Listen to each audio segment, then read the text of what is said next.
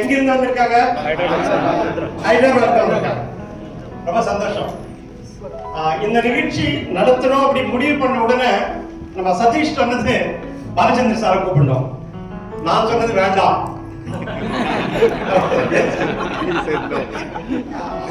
என்ன எதுக்கு சொன்னா நேரம் கொடுக்க முடியாதோ அதுக்காக வேற ஒண்ணு இல்லை.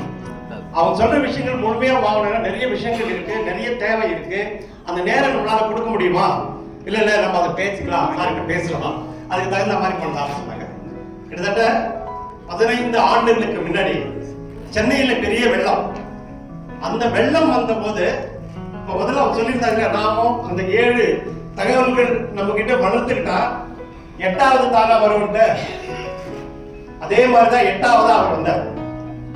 அந்த வெள்ளத்துல என்னென்ன உதவிகள் பண்ணணும் கிராமங்கள்ல சொல்ல புதுசு. அப்பதான் அவர் வராரு நம்ம தொடர்புல. ராமகிருஷ்ண மடத்துக்கு போயிருக்காங்க. ராமகிருஷ்ண மடத்துல இருந்து சுவாமி மூர்த்தாரம் தான் நினைக்கிறேன்.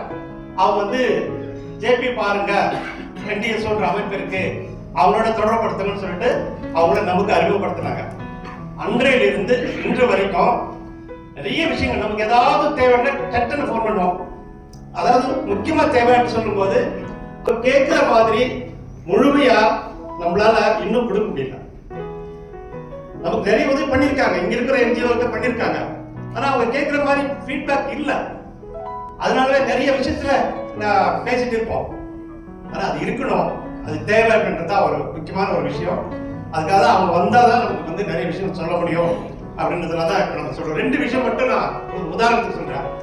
நம்ம எல்லாருமே அந்த இருளர் சமுதாயம் பத்தி ஒரு சினிமா படம் வந்தது இல்ல, என்ன படம்? ஜெய்பி. அந்த ஜெய்பி படம் எங்க எடுத்தாங்க? செஞ்சி பக்கத்துல. அவங்க எடுத்த படம் எடுத்தாங்க இல்லையா, அந்த கிராமம் கடந்த முறை வெள்ளம் வந்தப்போ கிராமம் முழுவதுமே அடிச்சுட்டு போயிடுச்சு. அந்த படம் எடுத்து முடிச்சுட்டு வரும்போது டைரக்டர், அந்த கதாநாயகர் எல்லாரும் சொல்லிட்டு வந்தாங்க, அந்த இருளர் சமுதாய மக்கள் தான் உங்களுக்கு நாங்க ஹெல்ப் பண்றோம், வீடு கட்டி தரோம், அதெல்லாம் சொல்லிட்டு வந்தாங்க. ஆனா ஒரு பைசா அந்த வீடுகள் அத்தையும் அடிச்சுட்டு போயிடுச்சு. அந்த கிராமத்துல இருந்து நமக்கு போன் பண்ணாங்க, எங்க உடனடியே குடிசை போட்டு கொடுக்கணும், அங்க தங்க முடியாதுன்னு சொல்லிட்டாரு. இப்ப நானும் சதீஷோ அதாவது பாண்டிச்சேரியில் இருக்கிறோம். உடனடியா வேணும்னா யார்கிட்ட கேட்க முடியும்?